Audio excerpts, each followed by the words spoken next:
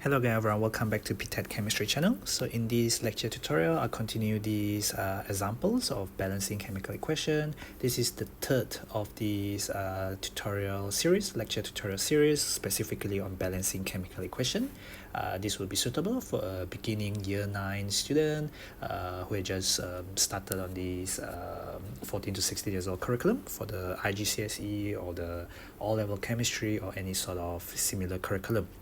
Okay, so continuing on from where we left off in the previous lecture tutorial, we have sodium plus water here. So this is a reactive metal. Let me just write that properly. So reactive metal plus water will give you metal hydroxide. So metal hydroxide is a general name. And since your metal is sodium, and therefore we will have sodium hydroxide. If I just write that, sodium hydroxide. And metal plus water will give you metal hydroxide plus hydrogen gas. So when we are ready to write the chemical formula, we have to think about sodium as an element itself, Na, water, H2O, sodium hydroxide. So you have sodium Na plus, you also have hydroxide ion. Hydroxide will become very important as we cover more on acids and bases. And hydroxides, as you know, are alkaline or basic, and the essence of alkali or bases is that they contain hydroxide ion, which is OH minus ion, as there was a table of common cations and anions that you're supposed to have mastered when you did when you did chemical formula, which was what I covered prior to balancing chemical equation. So do have a look on stoichiometry chemical formula on what you're supposed to master before you do this more complicated stuff, yeah? Then of course they will combine in a 1-to-1 ratio because the plus 1 and the minus 1 charge cancel. Then you get NaOH plus H2 gas. And to balance this equation, as you could see, there is 1 hydrogen here and there's 2 hydrogen here, so there's 3 hydrogen here. That doesn't look so good, so perhaps we can put a 2 in front here. If we put a 2 in front here, that means we have NaOH and we have NaOH, so 2 of them, meaning to say 2 sodium, and you will see that 2 oxygen as well. So here I have 1 oxygen, the 2 there refers to the hydrogen, and I have 2 hydrogen plus 2 hydrogen, which will be 4 hydrogen.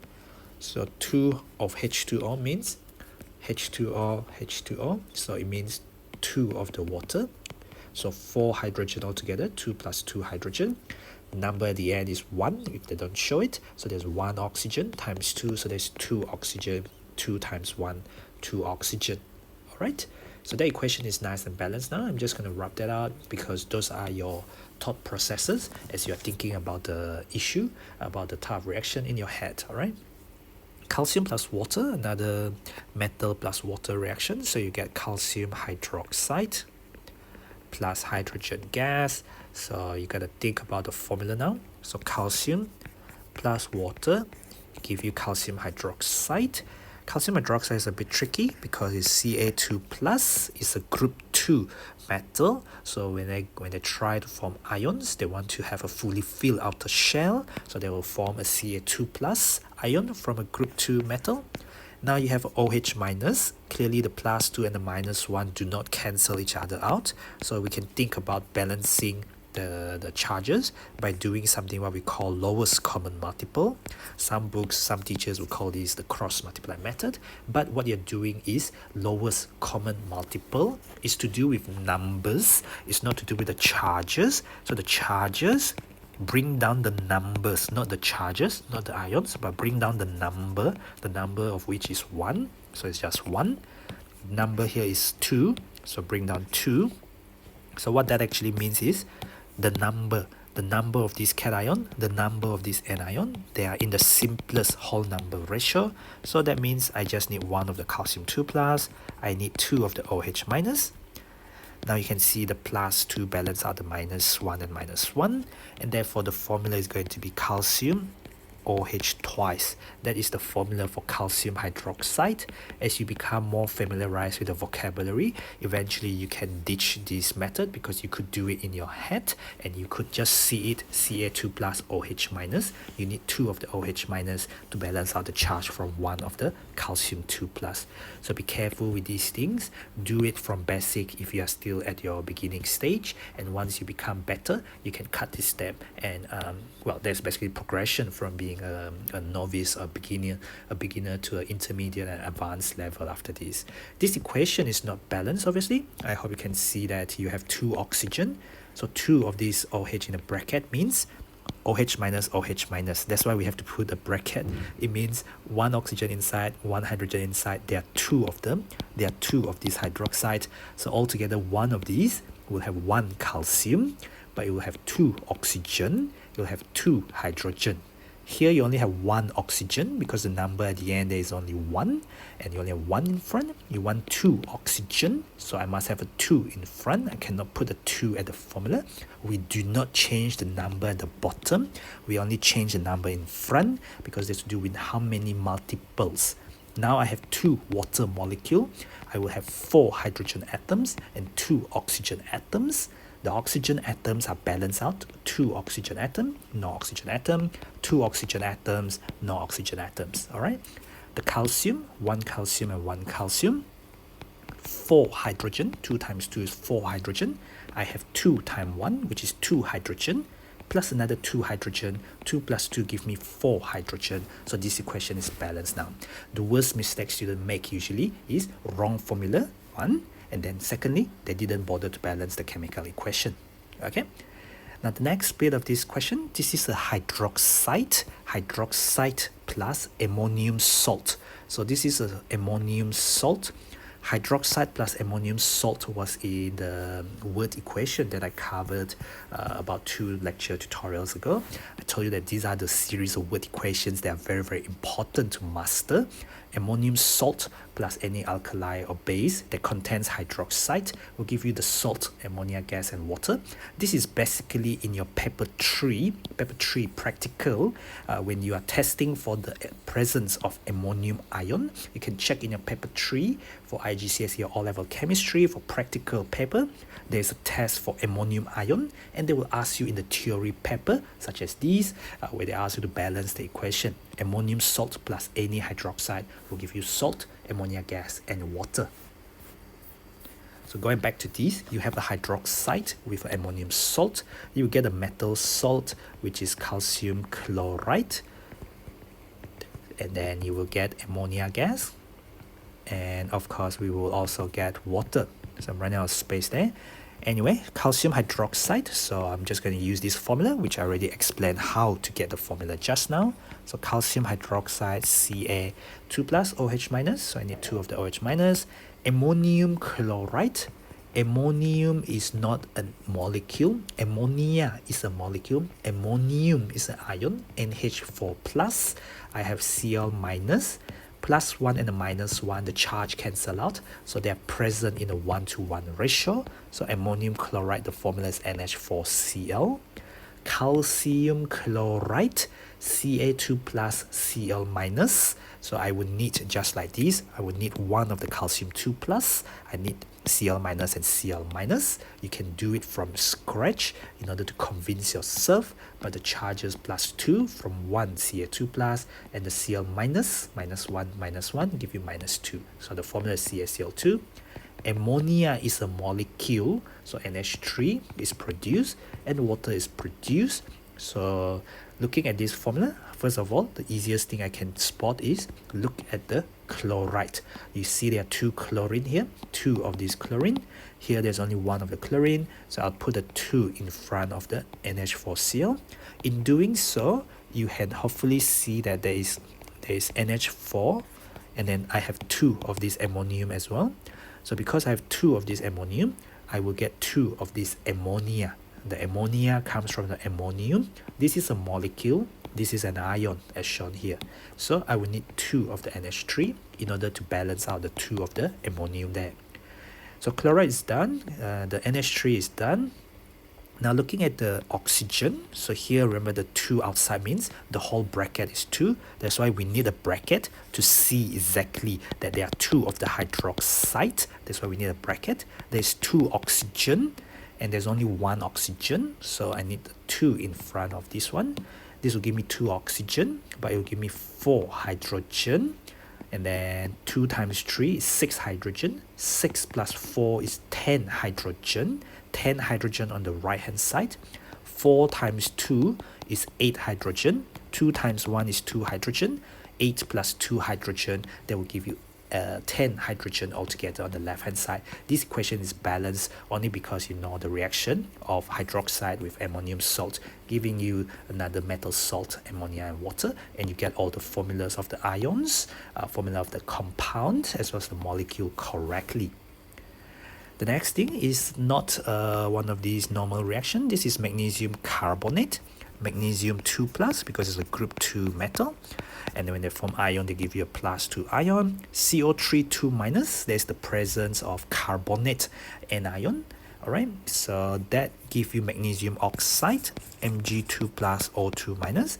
I didn't show you this crisscross method here because when the charges are exact and opposite to each other, you just need 1:1 for them because obviously the charges cancel out with 1 of each of them. Okay, and this equation just balance out like that. The CO3 loses to become CO2. You still have 1 of the O2 minus left of the Mg.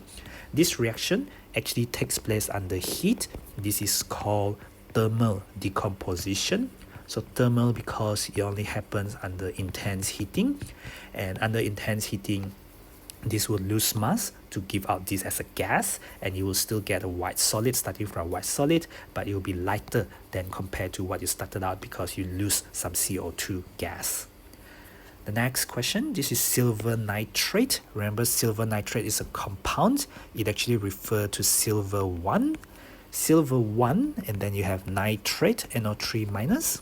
So silver 1 is Ag plus, nitrate is NO3 minus, so silver nitrate is AgNO3.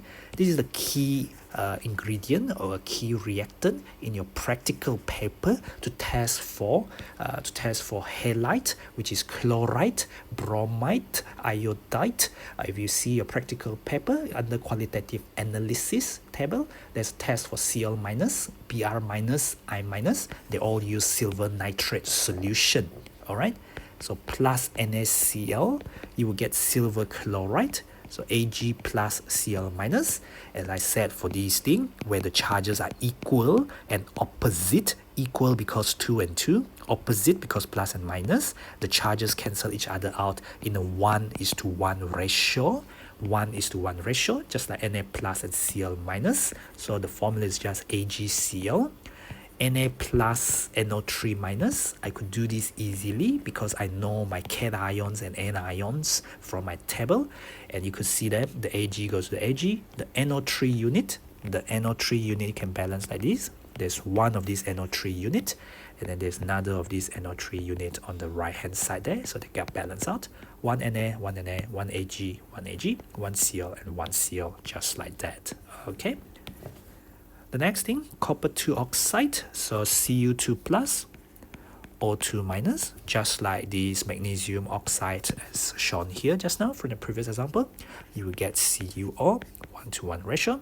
Hydrogen does not exist as the atom, it exists as the molecule. As you know from your covalent structure, simple covalent molecule in the syllabus, they ask you as candidates to be able to know the simple covalent structure, including the dot and cross, for around 11 or 12 covalent molecules only. Okay, so this is copper as a metal, Cu, and I have water vapor, H2O gas. Looking at this equation, you can hopefully see one copper give you copper. The H2 comes from the H2. Of course, this means 2 hydrogen atoms in one molecule. There is 2 hydrogen atoms bonded to the oxygen. So this is a compound, but this is element. This is a compound. 1 oxygen comes from there. That equation is balanced as well, so nice and easy and straightforward. Next one, you have aluminium. Aluminium as a metal, a group 3 metal, doesn't have any charges or anything. As a metal, iron 3 is Fe3 plus, oxide is O2 minus. So I hope you can hopefully see it. but in case you couldn't, so we're gonna do LCM, which is lowest common multiple. Lowest common multiple of 3 and 2 is 6. So basically, how many of the minus 2 do you need? You can bring down the value which is the number, which is just 3. You can bring down the value of the anion charge, which is just 2 from minus 2. So what this means is I need 2 of the iron 3 plus, I need 3 of the O2 minus. So the formula of formula iron 3 oxide is Fe2, because I have 2 of the iron 3 plus, I have 3 of the O2 minus. All right, and that will give me the metal iron. Aluminium oxide, for the same reason, Al3 plus O2 minus. Hope you can see that if you do the LCM, you would need 2 of the Al3 plus, it will give you a plus 6 charge total, and a minus 6 charge from 3 of the oxide anion. So it's Al2O3, and as you can see, this equation is balanced. Well, it's not balanced actually, because you have got 2 aluminium there, so I need 2 aluminium there. Because you got 2 iron there, I have 2 iron as a metal there, 3 oxygen and 3 oxygen there. Okay, so copper 2 oxide again in the next example. So same as this one, CuO, which I already mentioned, Cu2 plus O2 minus. The charges are equal and opposite, so the formula is just CuO. Ammonia is NH3. Copper as a metal is not cationic or anything, but of course the giant metallic structure of copper consists of the copper cations in the sea of delocalized valence electrons. All right, so plus N2 there. I am going to just move a lot of these up there so that I have just a bit more space to work with. Changing the color to pink now. So I have 1 copper on the left and I have 1 copper on the right. I have 2 nitrogen in this 1 molecule. I only have 1 nitrogen in ammonia molecule. So 2 nitrogen there would be better if I put a 2 in front of the 2 NH3. Now I have 2 nitrogen, and I also have 6 hydrogen, but here I have 2 hydrogen only. To get to 6 hydrogen, I need a 3 in front. So 3 times 2 is 6 hydrogen, 6 hydrogen. I have 3 oxygen now, because 3 of the water molecule means H2O, H2O, H2O. That's how I get 6 of this hydrogen, and I will have 3 of the oxygen. This one is 1 oxygen and 1 copper. So put a 3 in front of CuO, and you can get 3 oxygen, and they will balance the oxygen. But now I have 3 copper. I only have 1 copper there, so I put a 3 there. So I hope you can see that everything is balanced out by following the order. I mean, the order of how you see things depends from person to person, student to student. I can only share with you how I normally see things, and these are normally skills that you will learn as you come across more and more examples. Just now we started from looking at these. You could start from any of them. It's just that some of them will make your life easier if you start from that. The other one will make your life harder if you start from that. But the objective is still the same. Balance out the total number of atoms for each one on the left as well as on the right hand side. Okay, I think that's it for all the examples in this particular lecture tutorial on balancing chemical equations. In the next series or lecture tutorial, I'll cover specifically on ionic equations, where we will further simplify this into ionic form, where we can do that, and ionic equations will be the last on those balancing equations that we'll do in this lecture tutorial series. Thank you for watching, and don't forget to click the button on the bottom right to subscribe to my channel, and please share the channel widely with all your friends, chat and study groups, juniors and seniors from schools, relatives and other people who will find the 14 to 16 years old chemistry contents on my channel useful. So this is a series of lesson tutorials, and they are different from the past paper or the question tutorials which I have on the rest of the channel. Alright, so follow me at ptet.chemistry. That's ptet.chemistry on Instagram, Facebook and Twitter if you use this platform. And thank you for watching again.